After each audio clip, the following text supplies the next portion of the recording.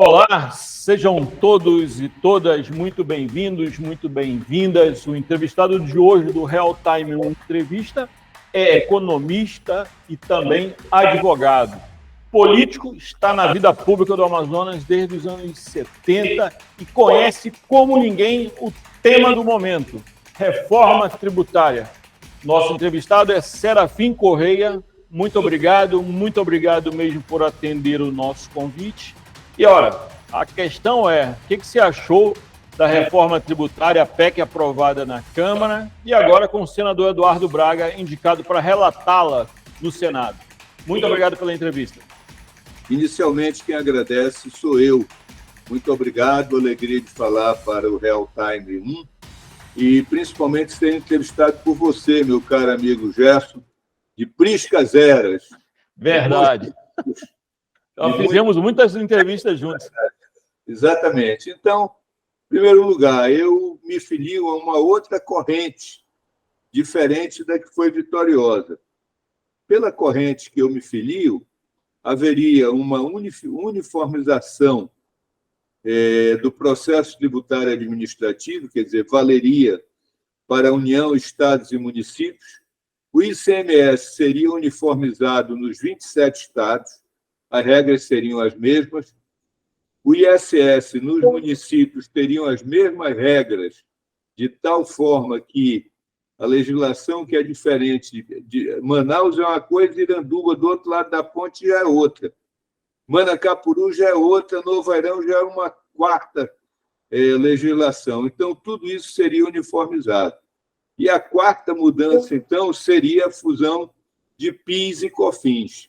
No entanto, essa tese, essa proposta foi derrotada. Ela seria muito mais simples, mais objetiva, não geraria essa grande confusão que está acontecendo e aconteceu mais intensamente antes da votação.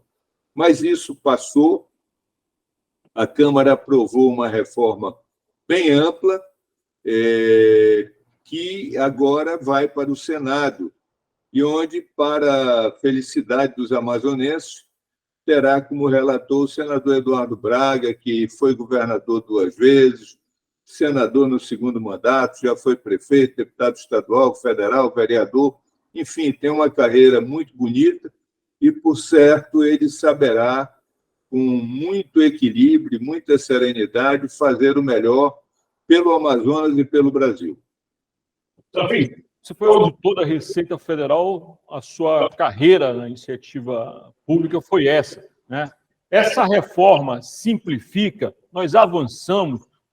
Há uma reclamação grande sobre a barafunda tributária brasileira. Alguma virtude você vê nesse processo aprovado? Eu vejo virtude, sim. Eu apenas digo que seria mais simples. Nós atingiríamos os mesmos objetivos se tivéssemos ido por outro caminho, mas essa página está virada. Portanto, o que temos é que foi aprovada e ela vai melhorar, sim. Agora, claro que setores, no cômputo geral, não haverá aumento de carga tributária, mas setores vão deixar de pagar imposto, como é o caso da indústria, e outros setores vão pagar mais imposto, como é o caso dos serviços. Isso é fato, e foi isso que foi aprovado. Eu até estranhei muito o silêncio dos grandes prestadores de serviço que ficaram quietos, que não se mexeram, que não gritaram e viram a banda passar, e agora que estão acordando para o que realmente foi aprovado. E agora, do Senado, novamente, esse debate estará posto. E aí eu lhe pergunto, além de auditor fiscal da Receita, você também foi um político que fez a carreira aqui na Zona Franca de Manaus, com esse modelo de desenvolvimento. Quais os riscos para ela, quais impactos no nosso modelo de desenvolvimento? Está dito lá na reforma que os incentivos da Zona Franca serão preservados.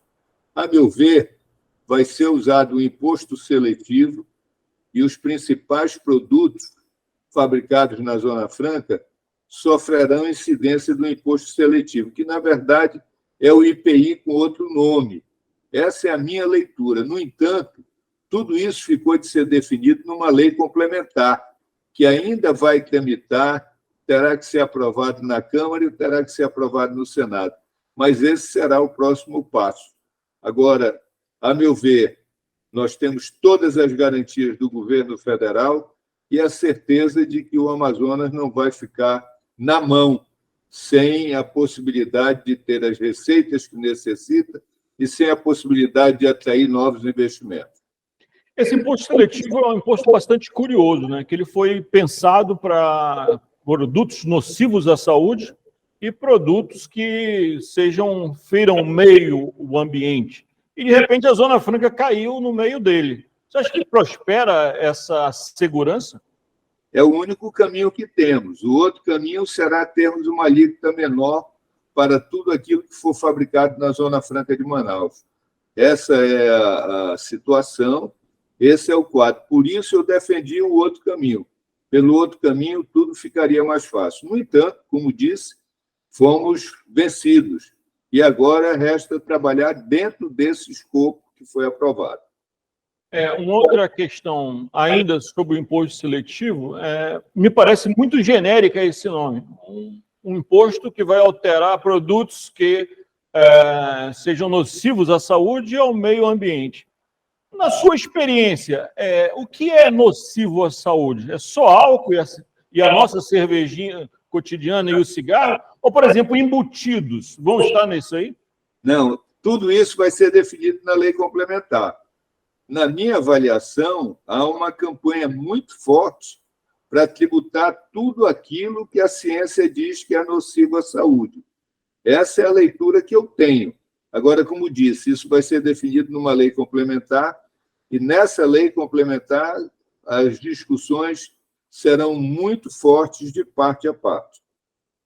E aí uma outra coisa, também ainda nesse escopo do seletivo, né?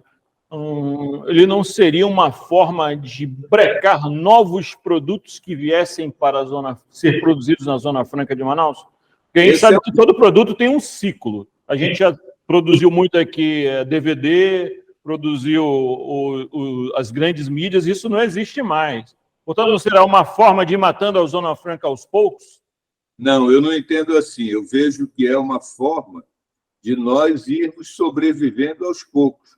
De acordo com as novas tecnologias, nós podemos atrair novas tecnologias e ter a sensibilidade do governo para que isso seja bem dosado, de tal forma que nós possamos ter novos empreendimentos sendo usada as novas tecnologias. Você disse muito bem, CD e DVD era uma febre. Eu me lembro até que a Bemol tinha uma loja exclusiva de CD e DVD. E hoje não tem mais. Por quê? Porque essa tecnologia foi superada. Agora, isso é o mundo em movimento, isso é a tecnologia da informação e não tem como fugir disso. Você falou da Bemol, aí me veio à memória muito rapidamente o livro que você escreveu sobre Samuel Benchimol. E ele lá, em Priscas Eras, recuperando a sua expressão, ele já falava da importância da Zona Franca para a preservação da natureza, para a preservação do meio ambiente. E esse argumento parece que chega em Brasília, bate e volta, né? Não convence. Não, mas convence sim. Esse argumento, inclusive, foi abraçado pelo ministro Fernando Haddad para vencer as resistências que tinham dentro do governo e fora do governo. O argumento da preservação do nosso meio ambiente foi muito forte. E exatamente por isso eu entendo que o imposto seletivo vai poder abarcar a Zona Franca de Manaus, porque ela tem um objetivo também ecológico, também da preservação da natureza, que é exuberante na nossa região.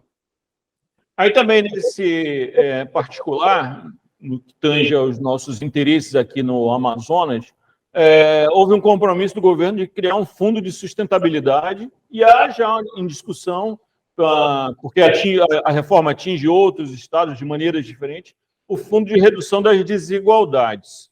Só que tudo isso foi para a lei complementar, a lei ordinária, onde o quórum é o quórum simples. Isso é perigoso, isso é negociável, vale a nossa articulação. Como é que você vê o processo político para a criação desses fundos?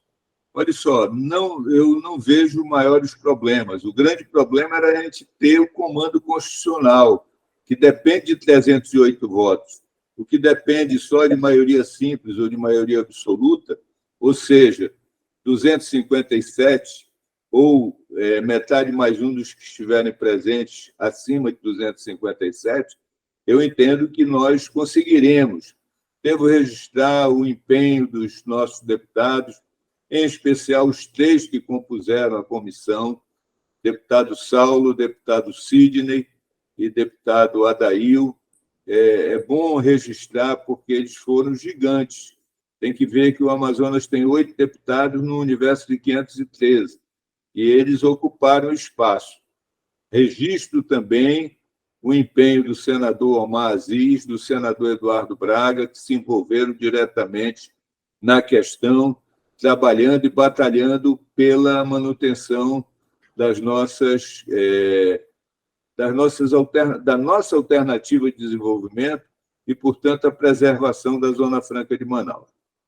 Caminhando por fim, eu queria aproveitar novamente essa tua experiência lá na Receita, né? Que aquilo é um mundo e há algumas discussões que a gente não percebe porque estamos aqui na planície, lá no Planalto elas se dão.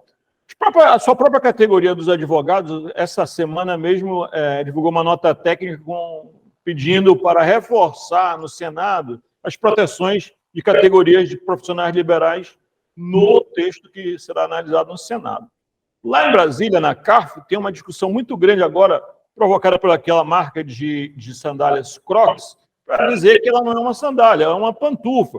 E tudo isso são coisinhas miúdas que vão desembarcar lá no Senado. Fala um pouquinho dessas coisinhas miúdas do sistema tributário brasileiro. Olha só, a questão dos advogados, dos profissionais liberais, é o seguinte: a imensa maioria está no Simples Nacional. Ela não será afetada. Agora, os grandes escritórios serão afetados, sim, porque eles terão uma tributação elevada. Mas aí o que acontece? Na média, não vai aumentar a carga tributária, mas para a indústria ganhar, alguém tinha que perder. E esse alguém para perder foi exatamente os serviços e parte do comércio. E isso aí eu falei antes. Muita gente falou antes, mas ninguém prestou atenção. A coisa foi, e lamento que as grandes corporações de prestadores de serviço, como no caso os advogados, os grandes escritórios, tenham passado batido. Mas o presidente Beto Simonetti está correndo atrás e vejo possibilidades de, se não reverter em todo, pelo menos diminuir o impacto dessa tributação.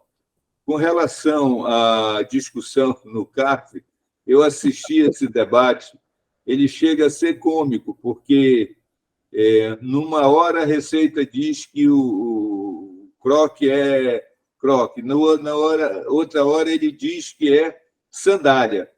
E tudo isso é porque tem alíquota diferente. Com a reforma, esse problema vai acabar, porque terá praticamente uma única alíquota. E aí não haverá mais esse problema. A reforma resolve esse problema e diria, Gerson, aquela reunião do CARF deveria ter sido gravada para mostrar para o Brasil a comicidade da discussão. E ali teve mais o seguinte, que o pessoal das Havaianas queria que a Crocs se lascasse. E o pessoal da Crocs queria que a Havaianas se desse mal. Então, foi uma discussão que, na verdade, eram 2 lobbies muito fortes. Agora, os 2 foram derrotados, porque unificou por uma alíquota maior. Portanto, não vai ter salvação nem para um nem para outro. Mas realmente era muito, muito curioso essa discussão, porque aquela sandália, se ela fosse considerada sandália, pagaria mais, se fosse pantufa, pagaria menos. E pantufa ninguém nem sabe mais que existe, a maioria das pessoas não sabe nem o que significa pantufa, que é um estilo de sandália que existia há muito tempo atrás. Mas uma outra questão também dessas miúdas que passam e a gente não observa muito é Agora, no texto da reforma, cria-se uma cesta básica nacional, aproximadamente 1.530 produtos. Eu fico pensando, que cesta básica gigante é essa e qual é o pobre que consome essa cesta básica de 1.300 produtos, né? Mas dentro desses produtos, tem um produto estranhíssimo, que é o salmão, né? Fala um pouquinho sobre essas minúcias também da cesta básica. Eu creio que essa cesta básica aí, ela, quando for para a lei complementar, ela não vai ficar com 1.300 itens. Ela vai ser reduzida àqueles itens que já constavam anteriormente. E, obviamente, se o que se quer simplificar, não pode ampliar o número de produtos sob pena de tudo virar cesta básica. E aí não vai dar certo, porque será uma porta para o desvio de finalidade. A lei complementar é que vai definir. Eu confesso a você a minha confiança nos atores envolvidos, eles estão todos de boa fé, querendo fazer o melhor possível pelo Brasil. E, portanto, creio que vai dar tudo certo. Serafim, para a gente encerrar, a gente liberar você para o seu tempo, uma questão política, né? Nós entramos no segundo semestre, já estaremos a um ano das eleições municipais. E o PSB, como vai se posicionar, como está se organizando para a eleição no próximo ano? O PSB terá uma reunião a nível nacional até o final do mês para traçar as diretrizes, o arco de alianças e podermos nos preparar para as eleições de 2024. Mas eu antecipo que eu, Serafim Correia, já dei a minha contribuição, eu não serei candidato, não disputarei as eleições de 2024. Mas temos quadros novos surgindo, chegando, e, por certo, vamos ter uma bela lição de democracia nas eleições municipais. Será o momento de discutirmos as cidades que queremos, os municípios que queremos. Essa é uma reforma que o Brasil vai ter que enfrentar. Nós temos milhares de municípios que não têm condições de serem municípios. Será que o Brasil não chegou a hora do Brasil examinar isso? Depois da Constituinte foram criados milhares de municípios. Tem um município de Boa, lá em São Paulo, que tem 900 moradores. Ele não se sustenta, todo mundo é empregado da prefeitura, vive de fundo de participação. Tem outro em Minas que tem só 833. Isso não tem a mínima condição. Acho que, para ser município, tem que ter, no mínimo, 20 mil habitantes. É o mínimo que se pode esperar para que tenha para suportar a despesa de uma Câmara Municipal, de uma estrutura de prefeitura. Fora disso, é rasgar dinheiro, o que é lamentável. Agora, finalizando, o PSB terá boas disputas, Tabata Amaral em São Paulo, João Campos em Recife e tantos outros nomes relevantes Brasil afora. Fechando mesmo, eu gostaria de qual a sua impressão sobre o seu novo companheiro de partido, Geraldo Alckmin, que foi durante tanto tempo visto como um inimigo da Zona Franca e hoje é ministro e vice-presidente da República. Exatamente. Eu quero dizer que tenho com o vice-presidente Geraldo Alckmin uma relação de respeito e admiração. Ele defendia São Paulo porque ele era governador de São Paulo. Agora ele mudou de cadeira, ele é vice-presidente, ele tem que ter a visão do Brasil. Ele veio, eu conversei com ele antes dele vir a Manaus para a primeira reunião do CAIS e creio que essa impressão de que ele era um inimigo ficou para trás. Ao contrário, ele tem sido um aliado muito importante, antenado nas coisas da região, desatou o nó do CBA, que o CBA agora vai andar. O presidente do Conselho é o ex-governador do Distrito Federal, Rodrigo Hollenberg, e tudo caminha muito bem. Eu quero dizer daqui que nós temos que exercitar mais o diálogo, mais a conversa. Nós temos que parar de brigar tanto, de carimbar os outros como inimigos. E a maior prova disso é que, na hora em que nós paramos de fazer isso, nós conseguimos aliados e temos alcançado os nossos objetivos. Nesse sentido, não posso deixar de registrar a habilidade do senador Omar Aziz na condução dessas conversas, dessas negociações, relevando, inclusive, agressões que sofreu no passado, para abrir portas e canais de tal forma que os interesses do Amazonas fiquem em primeiro lugar. Serafim, muito obrigado mesmo. Demos uma boa panorâmica sobre esses assuntos que estão na pauta e na ordem do dia aqui no nosso estado. Obrigado. Eu que lhe agradeço, Jefferson. Grande abraço, saúde, paz. Vamos em frente. Para todos nós. Vou pedir só para te ficar um minutinho ainda que eu quero falar no off com você. E para você que nos acompanhou, se gostou dessa conversa, curta. Se gostou mais ainda, curta, compartilhe, comente, envie para os seus amigos aí nos grupos do WhatsApp. E não esqueça de se inscrever no nosso canal, o Real Time 1 Play. E até a próxima oportunidade.